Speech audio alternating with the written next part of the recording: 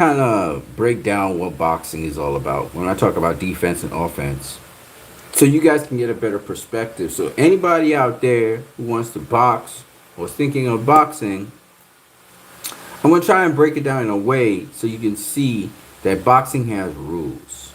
And because it has rules, it's not a street fight. Anything doesn't go, okay? So as a result of that, because boxing has rules, that is what allows us to, that's where the safety lies in it. Your defense and your offense is dependent on rules. I want you to remember that. So that is what kind of makes, that's the safety net of the sport. It has rules. And while some people loosely abide by those rules, it's very important to know the referee who is inside that ring is the enforcer of those rules.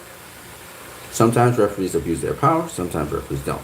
A good referee is somebody that you're not noticing in the fight. You're focused on the two fighters and the referee doesn't make his presence felt in a fight.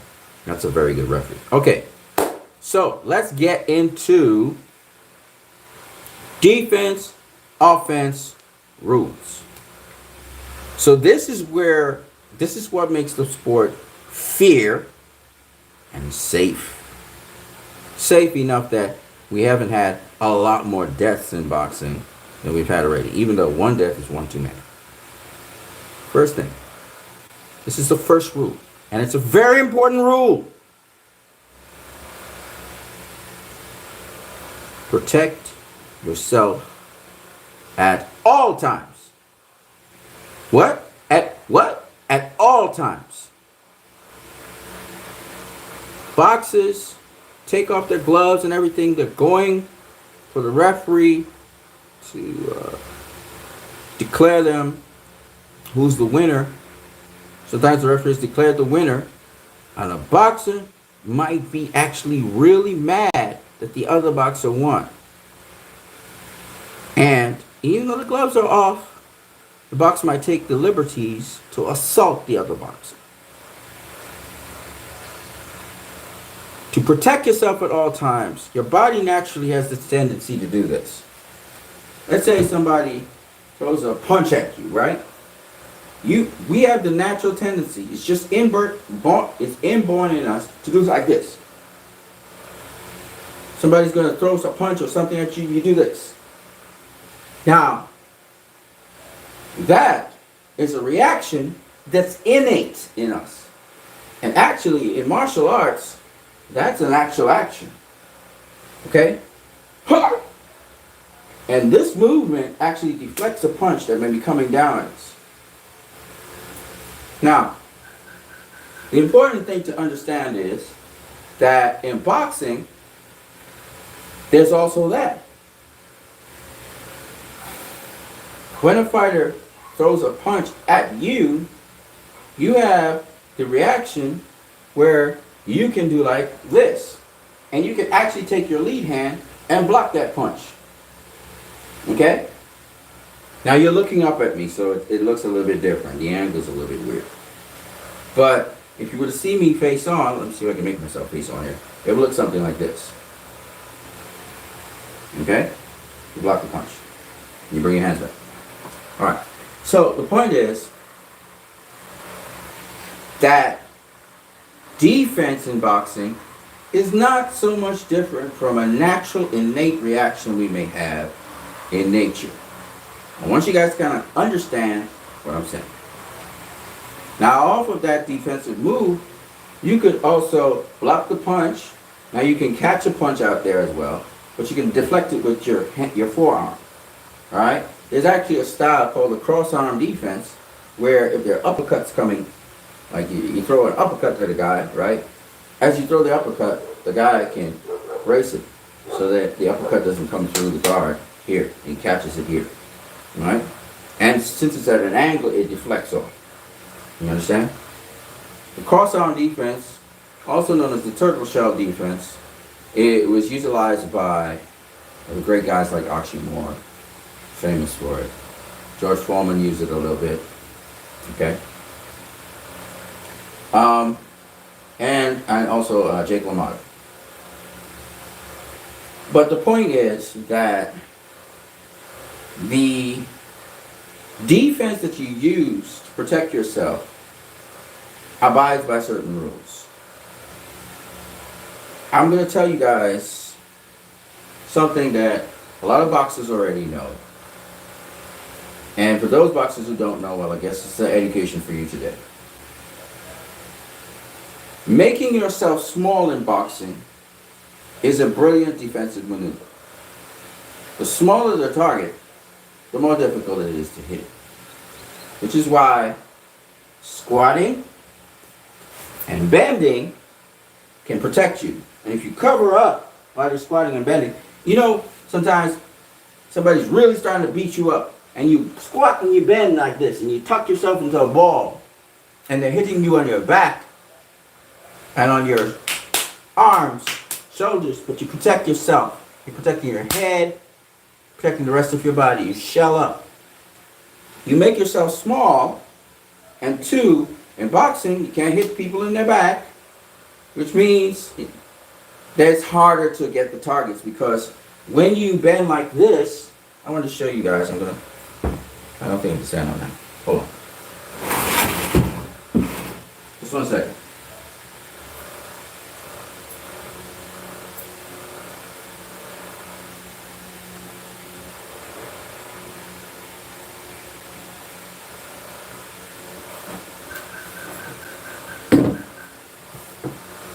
Okay, so I'm here. So if you tuck yourself like this, you protected all the vitals. Your head, you protected your sides, and you protect your open torso. And in boxing, it has rules. So because of those rules, the only thing exposed is your back. And you're not supposed to hit the person behind the back of the head, and you're supposed to hit them in their back. So Sugar Ray Robinson used it.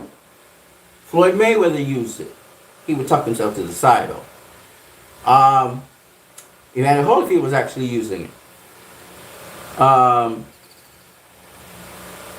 And countless other boxers. Pernell Whitaker, etc. So when a guy's raining down blows on you, I'm going to tell you a little secret. Make yourself small, squat into a ball, and cover up everything. And by rules, they're not supposed to hit you. They can try and hit you on the top of the head, but if you protect this area, you put on air muffs, and you tuck yourself into a ball, there's nothing offered that can be hit. Your kidneys can't be hit. You know, it's elbows there. So that's the key. Defense. Okay? And I wanted to show you guys this, so you know that's one of the safety measures that you can fall back on. When an opponent starts raining down blows on you, you tuck yourself into a ball. And you protect all the vital places. Because in boxing, the rules say it's the area in the front of you that they can hit. You can hit all this, okay, and this. Okay? But if you conceal all of that by tucking yourself into a ball, you cannot be harmed. Right? In an actual boxing match, tuck yourself into a ball. Try it. Okay. That's rule number one. And it's an instinctual thing.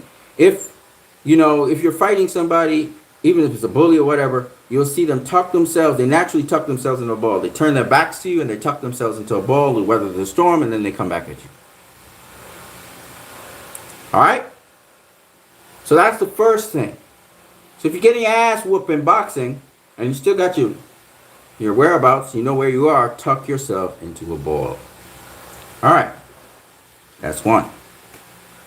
Two, let's talk offense. I'm going to try and make boxing pretty simple for some of you guys, so you'll actually attempt the boxing. And you'll see, hey, this sport's very dangerous, but it actually has rules. And by those rules, we can actually have ensure or safety that we actually make it to the end of the fight. Even if a guy's kicking your ass, you can still make it to the end of the fight. And hopefully not take too much damage.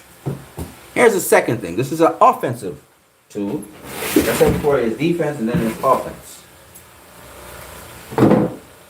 In boxing. So I want to show you something that comes in very handy offensively. Once again, defense is always involved. Make yourself small. You're going to attack your opponent. One of the best weapons I've seen out there is what is called the shotgun jab. And why the shotgun jab, to me, is a very effective weapon, which I use all the time, is because you make yourself small. But then, I'm doing it from the side so you can see. But then, you launch the shotgun jab from here. So you can see, you launch it high. So you make yourself small, but you're shooting to the head. Boom! And the beautiful thing about it is, when you add a feint in, you can shoot it to the head or you can shoot it to the body with power. The worst thing a fighter could get is to walk into a shotgun jab. It's very painful and quite a deterrent as well. And so it's a very good weapon because, one, you made yourself small, so you're a much more difficult target to hit. And two, you can shoot from low to high and generate power to snap a guy's head back and deter him completely. Okay? And if necessary, you've closed the distance with the shotgun jab. You could come either over the top with an overhand left, or you could come straight to the body. So you shoot to the head and then you stab to the body. Okay? It's a beautiful weapon that I don't see a lot of boxers using regularly today. But it's a great, great, great weapon.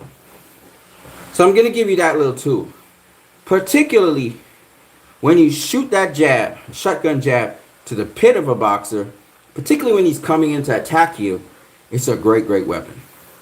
Keep your head off center line. Okay? And ensure that you stay as low as possible. Your head shouldn't get below the guy's waist consistently, but if you roll under and your head gets below his waist a little bit, that's not a problem. So staying low, staying small has its advantages in boxing. Okay? It does. And so that's why I said Manny Pacquiao, Evander Holyfield, these guys, when we were fighting taller fighters, they had certain advantages to them. And one of the advantages, watch it, Marcos Maidana versus Floyd Mayweather, how he uses his jab. Look at Jake LaMotta versus Sugar Ray Robinson, how he uses his jab when he did use his jab. Okay, low to high. Great pressure fighters like Jack Dempsey, Jake LaMotta. Mike Tyson, he had a peekaboo, but he also slipped this way, right? His peekaboo was this way, kind of like a pendulum. But once he came off this way, he would... Mike Tyson, and he came off this way, he'd go low, so he could shoot his jab. In this case, I'm a southpaw, so I'm going to shoot my jab here. All right?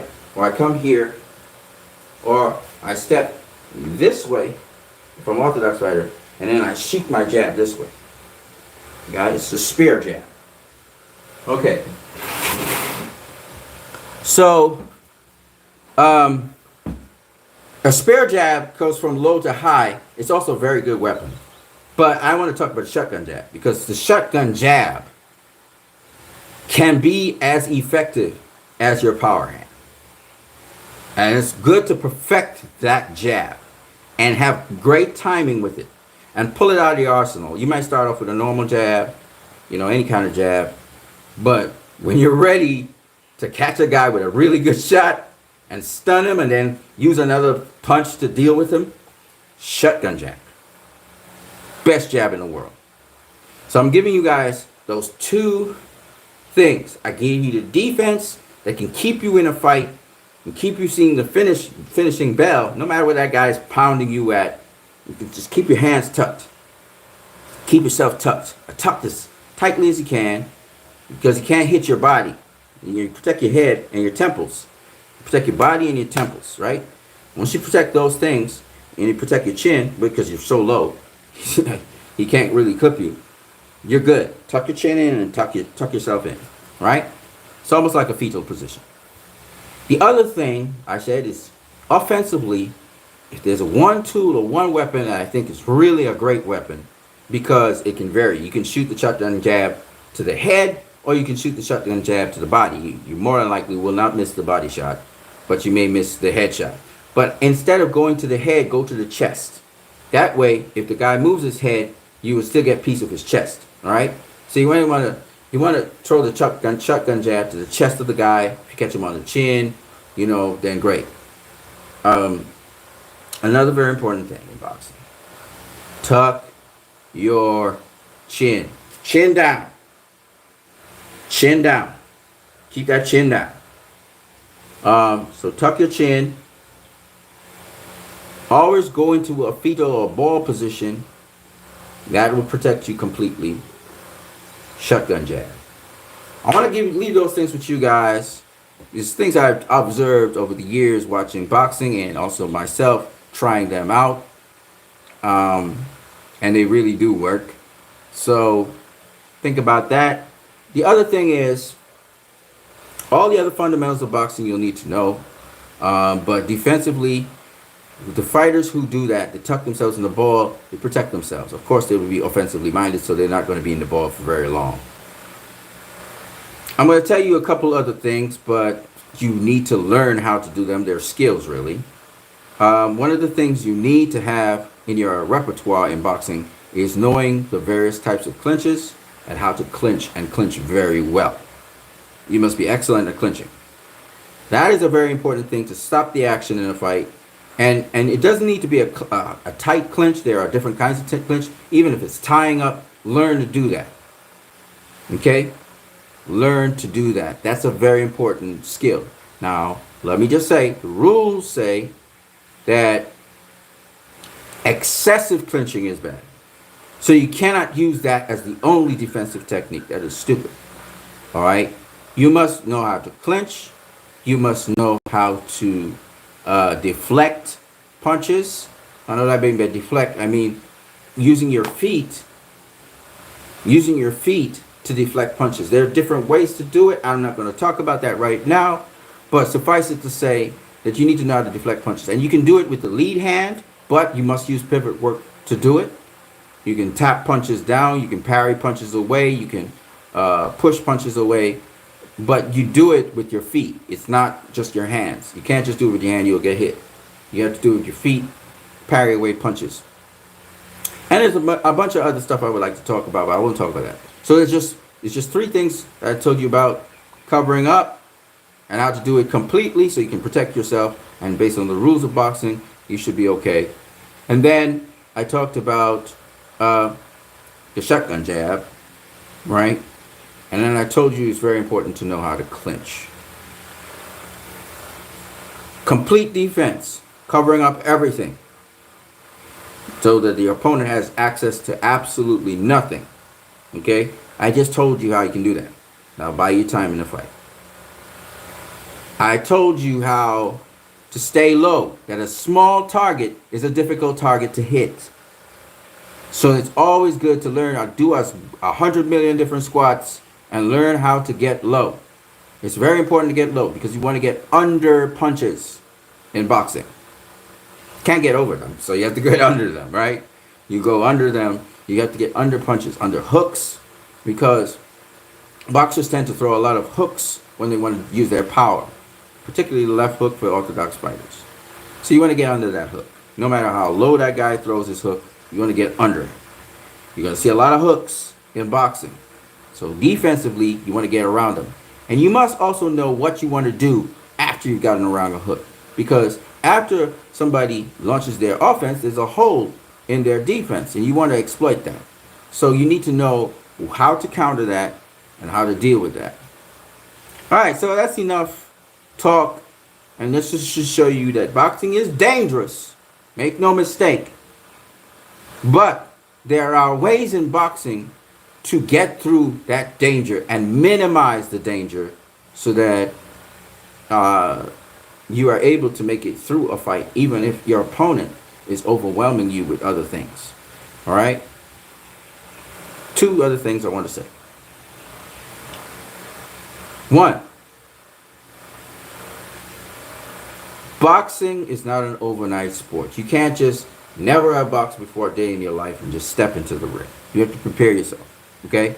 You're going to be very tired within the first 20 to 30 seconds if you've never boxed before a day in your life, never sparred, nothing. You're going to be tired probably in the first 10 seconds. Who knows? So the first thing you need to do before you attempt to do anything in boxing, especially older people, because otherwise you might get a heart attack, and I don't want you getting out, is you need to get your health up in order, which means exercise. It means taking care of your body, because you're about to become super duper active, and you're going to lose tons and tons of liquid. Okay, you're going to lose a lot of water. This morning I was, doing a little exercise in boxing. I was drenched. I mean, I was like, there was puddles of water underneath my feet. And that's because, and I think I filmed something and you guys probably saw the sweat on me. So you have to understand that boxing is a sport that's tremendously demanding on your body. You feel great, but you need to rehydrate yourself, which means water is your best friend. You drink a lot of water. You'll also have to use some probiotics because you're going to wash out a lot of stuff from your body. You're going to put it back in, particularly probiotics and other things like that. Those of you guys who are on this journey with me, I saw Montero, he actually boxed. He was in the ring. This is great. I'm happy to see a reporter going in the ring, and I hope he does it more often because it's going to give you a certain humility for the sport. You might have known all kinds of things, but now you have to take instruction from a trainer. Hopefully he has a trainer, because you have to be under that trainer and you have to listen to that trainer. You have to trust that trainer. You have to have a relationship with that trainer, and that trainer will guide you home. Okay? You have to trust your trainer and anything your trainer teaches you. Don't worry about what you know intellectually or otherwise in boxing. Just throw that out the window and just let your trainer train you. And you can gather extra information from other sources and learn and gather your things for yourself. But once you're under a certain trainer and you're learning boxing, you need to stay with that trainer for life and learn as much as you can. If you need to supplement by adding in extra trainers, do so. But always go with the trainer that trains you from the beginning. All right. So I've said enough.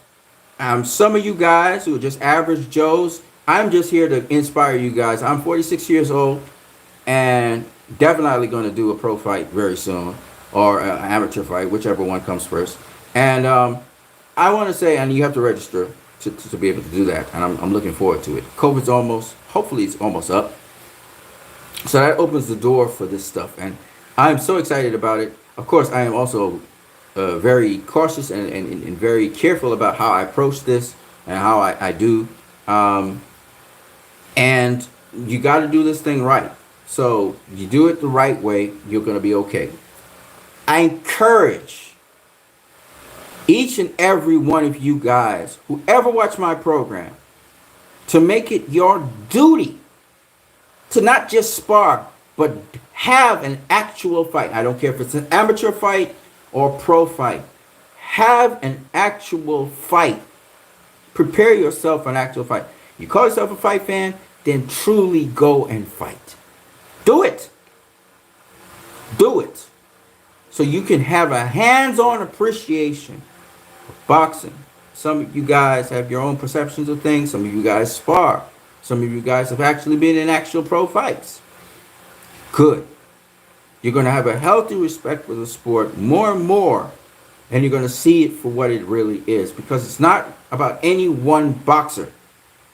All of these great boxers have contributed to the sport and brought the sport to higher and higher levels, whether people believe that or not.